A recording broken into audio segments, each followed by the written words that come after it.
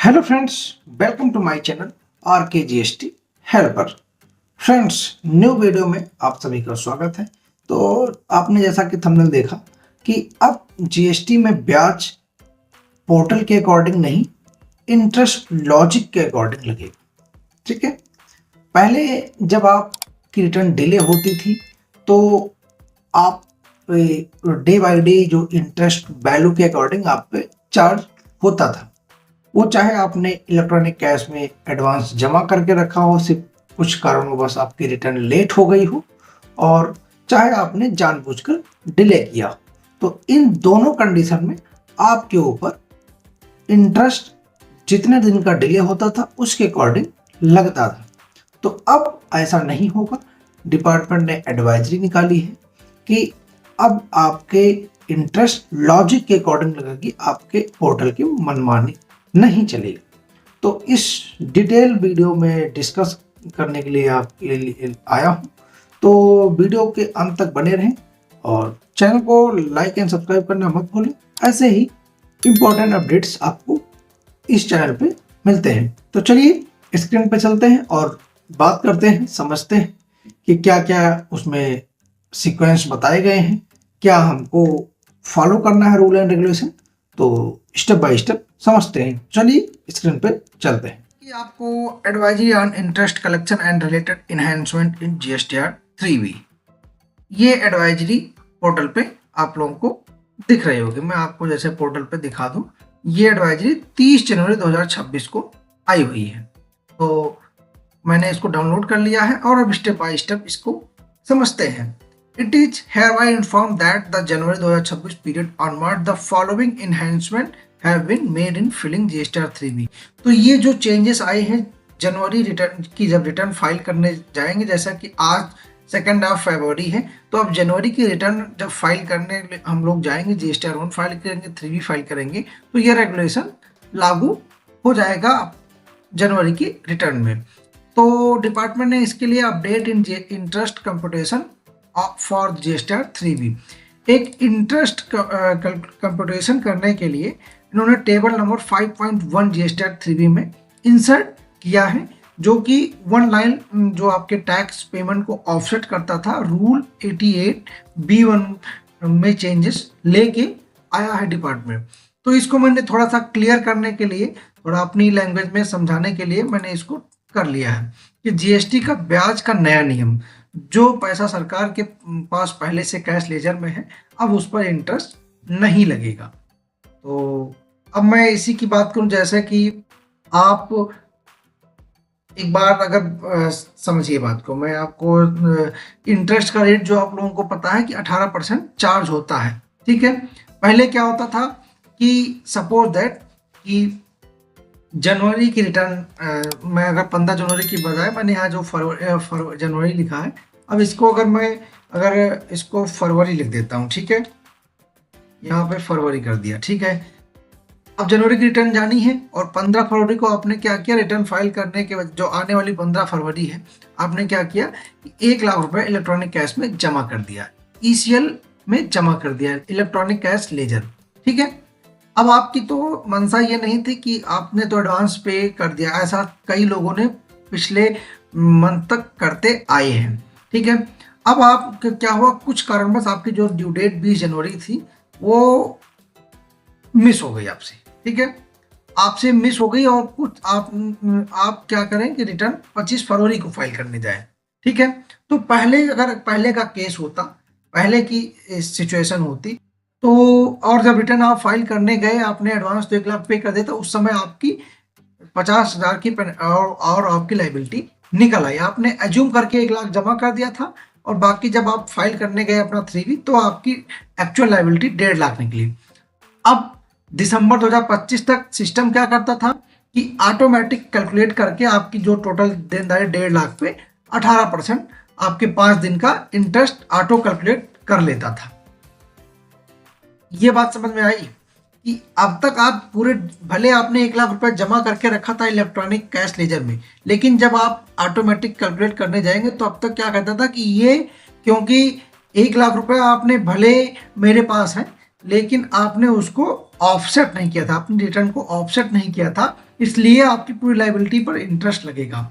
तो इसी दुविधा को सॉल्व करने के लिए डिपार्टमेंट एडवाइजरी के माध्यम से आ गया है कि अब वो रिवाइज इंटरेस्ट कंप्यूटेशन फॉर्मूला जो लेके आया है कि इंटरेस्ट इक्वल टू, मतलब interest equal to net tax liability minus minimum cash ledger in ECL from due date to debit, date of debit into number of delay और by 365 applicable interest rate. ठीक है, अब आपने देखिए minimum cash balance की अगर बात करें, देखिए मैंने यहाँ पे आपको समझाने का प्रयास किया कि अब जो पैसा पहले ड्यू डेट से पहले सरकार के पास पड़ा है उस पर इंटरेस्ट नहीं लगेगा। ठीक है, इसीलिए टेबल नंबर 5.1 इंसर्ट किया गया है। तो ये जो फॉर्मूला इंटरेस्ट का कहा गया है, कैसे, interest equal to net tax liability minus minimum cash ledger balance. ठीक है, तो ईसीएल में पड़ा पैसा माइनस होगा, मतलब आपने जो 1 लाख रुपए जमा कर दिया पोर्टल पे वो माइनस हो जाएगा। 50,000 की जो एक्चुअल पेनल्टी आपकी, जो 50,000 की एक्चुअल लायबिलिटी बनेगी उस पर इंटरेस्ट आपको पे करना रहेगा। ये ऑटोमेटिक कैलकुलेट होगा, यानी अब इंटरेस्ट आपको सिर्फ 50,000 पे देना रहेगा, 1.5 लाख पे नहीं देना रहेगा 5.1 टेबल इंसर्ट हो जाने के बाद से। ठीक है, पहले क्या होता कि आपको पूरे 1.5 लाख पे होता। ठीक है, तो ये the interest auto populate on the basis of the revise computational formula mention above 5.1 GST 3B shall be non editable and taxpayer would not allowed to amend the auto populate values downward. अब दूसरी बात जो 5.1 में auto populate होगी, ठीक है, minimum, पहले आपको मिनिमम कैश बैलेंस का मतलब समझा देते हैं। ठीक है, मिनिमम कैश बैलेंस की जो बात है कि जैसे 15 जनवरी को आपने 1 लाख रुपए जमा किया, ठीक है, जैसे यहाँ पे बात की गई है ना मिनिमम कैश बैलेंस। ठीक है, बहुत से लोग यहीं पे अटक जाएंगे, समझ नहीं आएगी। तो मिनिमम कैश बैलेंस क्या है, 15 जनवरी को आपको 1 लाख रुपए आपने जमा कर दिए, सॉरी 15 फरवरी अगर बात करें इस पे, 15 फरवरी को आपने, ठीक है, 1 लाख रुपए जमा कर दिए और फिर 22 जनवरी को आपकी 22 जनवरी को पुरानी जीएसटी लायबिलिटी 30,000 रुपए ईसीएल से पे कर दी, जो कि पुरानी, मतलब आपने अपने DRC 03 से पे कर दी। ठीक है, अब क्या होगा कि जो जैसे आपने 1 लाख जमा किया और 30,000 रुपये ईसीएल से आपने मिनिमम कैश बैलेंस से पे कर दिया, अब बचा आपके पास 70,000 रुपये। ठीक है, फिर आपने 23 फरवरी को क्या किया, मैं ये आपको इसलिए एग्जाम्पल से जनवरी के ही समझा रहा हूँ, दिसंबर से नहीं समझा रहा हूँ कि आपको आगे यही करना पड़ सकता है। फिर आपके पास 30,000 रुपया आया, आपने 22 को तो सेट ऑफ किया, फिर 23 को जमा कर दिया, फिर बैलेंस कितना होगा 1 लाख रुपया। फिर जब आपने 25 फरवरी को जब अपनी आप 3B फाइल करने गए जनवरी की, ठीक है, इसको बात करें तो ड्यू डेट आपकी क्या थी, जो कि 20 जनवरी ना होके 20 फरवरी। ठीक है, ड्यू डेट आपकी 20 फरवरी थी, आप 25 को फाइल करने गए तो 5 दिन का डिले हुआ। अब पोर्टल पे सवाल उठता है कि 1 लाख या 70,000 रुपये कितना माइनस होगा, तो एक्चुअल में 70,000 रुपये माइनस, क्योंकि आपने 30,000 रुपये तो अपनी जो लायबिलिटी थी वो तो आपने सेट ऑफ कर ही दी। ठीक है, तो क्योंकि 20 से 25 फरवरी के बीच आपके कैश लेजर का सबसे कम बैलेंस 70,000 रुपये का ही था। समझ में आई बात, ये मिनिमम कैश बैलेंस की बात जो हो रही है।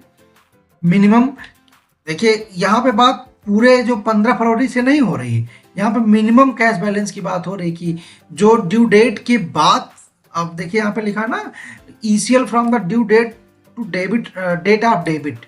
ठीक है, तो ये आपको समझने की बात है कि जो मिनिमम कैश बैलेंस होगा उस पर इंटरेस्ट लगेगा। उसके बाद फिर क्या हुआ, auto population of tax liability breakup table in GST 3B। आपकी जो टैक्स लायबिलिटी की ब्रेकअप होगी वो ऑटो पॉपुलेट होगी। ठीक है, तो इसको भी मैंने समझाने का प्रयास किया है कि पोर्टल पर इंटरेस्ट जो दिखाएगा वो नॉन एडिटेबल होगा। पहले मैं आपको ये पॉइंट नंबर 1 पे अगर समझाऊं, जो आप इंटरेस्ट ऑटोमेटिक, पहले क्या होता था कि आप उसको एडिट कर लेते थे जो इंटरेस्ट आ रहा है। ठीक है, अब नॉन एडिटेबल होगा, जो इंटरेस्ट कैलकुलेट होके आएगा। अगर आपको लगता है कि एक्चुअल लायबिलिटी ज़्यादा है तो आप उसे अपवर्ड मॉडिफाई कर सकते हैं, क्योंकि सेल्फ असेसमेंट आपकी जिम्मेदारी है। जैसा कि आप समझिए कि आपने जनवरी के रिटर्न में दिसंबर का बिल आपने चढ़ा दिया, ठीक है, तो जनवरी 26 में जब रिटर्न जीएसटी अकाउंट में दिखेगा तो वो ऑटोमेटिकली आपके इंटरेस्ट खुद ब खुद ऑटो कैलकुलेट हो जाएगा, ठीक है। तो ये चीज आपको पहले आप मॉडिफाई कर सकते थे, अब मॉडिफाई आप नहीं कर पाएंगे। जो आपकी प्रीवियस मंथ के इंटरेस्ट कैलकुलेट होंगे, जो आपकी इनवॉइस की वैल्यू का इंटरेस्ट कैलकुलेट होगा, ठीक है। उसके बाद क्या चेंजेस आया है कि जो आप payment of tax liability breakup, ये आप देख सकते हैं जो जीएसटी 3B डैशबोर्ड में आपको table number 6.1 payment of tax में आप ये चीज देख पाएंगे जब आप 3B अपना रिटर्न फाइल करने जाएंगे।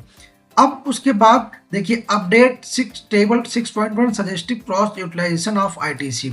जो पहले टेबल नंबर 6.1 में आपकी आईटीसी का जो फॉर्मूला था, पहले सीक्वेंस वाइज होता था कि पहले सीजीएसटी फिर एसजीएसटी और आपकी अगर आईजीएसटी की पेएबल लायबिलिटी निकली है, तो अब ये सीक्वेंस हटा दिया गया है। अब ये आपके ऊपर आईटीसी अब आप को ओपन कर दिया कि आप आईटीसी कैसे आप यूज करना चाहते हैं। जैसे मैं आपको एक एग्जांपल से अगर समझाऊं तो जैसे कि पहले होता था कि आपके आईजीएसटी टैक्स पेएबल 30,000 रुपये निकली, ठीक है, तो बैलेंस और आपके आईटीसी आईजीएसटी में 0 है। फिर आप क्या करेंगे, पहले और सीजीएसटी में 15,000 है, एसजीएसटी में 35,000 है। तो पहले आप सीक्वेंस से करते थे कि पहले हम इसमें से 15,000 रुपये सीजीएसटी में से लेंगे, फिर एसजीएसटी में से 15,000 रुपये लेंगे। लेकिन अब आप डिसाइड कर सकते हैं। अब आप देखिए जैसे मैंने लिखा ना, from January 26 period onward once the available IGST ITC has been fully exhausted the GST portal will allow to pay IGST liability in table 6.1 GST 3B using available CGST and SGST ITC any sequence. आप चाहे सीधे SGST से खत्म कर सकते हैं अपने IGST की लायबिलिटी, और चाहे आप पहले सीजीएसटी फिर एसजीएसटी, जैसे आपकी आप डिसाइड। अब पहले क्या सीक्वेंस में होता था, अब आप डिसाइड कर सकते हैं कि जिससे भी आपको सेटअप करना है। तो आप ऐसे केसेस में क्या करेंगे कि आप सीधे सीधे सिर्फ एसजीएसटी, क्योंकि 35,000 है तो आप सीधे सीधे 30,000 उसमें से ले लेंगे। जो आपको प्रैक्टिकल लगे आप वो चीजें कर सकते हैं। Collection of interest in GSTR 10 for delayed filing in last applicable GSTR 3B। जैसे आपने अपना रजिस्ट्रेशन कैंसिल कर दिया और आपकी 3B बाकी रह गई है, तो उसका जो इंटरेस्ट होगा वो अब आपके जीएसटीआर 10 से वसूला जाएगा। पहले ये लायबिलिटी नहीं आती थी, अब लेकिन इन केस कैंसिल, देखिए लिखा in case of cancel if the last applicable GSTR 3B return has been filed after the due date, then the interest applicable on such delayed filling shall be liable and collected through the final return GSTR 10। तो अब आपके GSTR 10 return से आपकी जो tax की liability, जो interest आएगा वो पे करना होगा, जो आपकी 3B की लायबिलिटी रहेगी। तो ये जो चेंजेस डिपार्टमेंट लेके आया है, 4 चेंजेस ले आया है। अब आपको इसको समझाने का मैंने प्रयास किया, और अभी भी आपको कोई अगर क्वेरी कंफ्यूजन अगर रह गई हो तो आप मुझे कमेंट बॉक्स में पूछिए। तो चलते चलते एक बात कहूँगा, अब सरकार धीरे धीरे ही सही लेकिन जीएसटी को सिर्फ कलेक्शन सिस्टम नहीं, रीजनेबल सिस्टम बनाने की दिशा में कदम बढ़ाती दिख रही है। तो आई होप आप सबको ये वीडियो पसंद आया होगा, और पसंद आया तो कमेंट बॉक्स में जरूर कमेंट करें, और चैनल को लाइक एंड सब्सक्राइब करना मत भूलें। मिलते हैं न्यू वीडियो में। Bye bye, take care, thank you.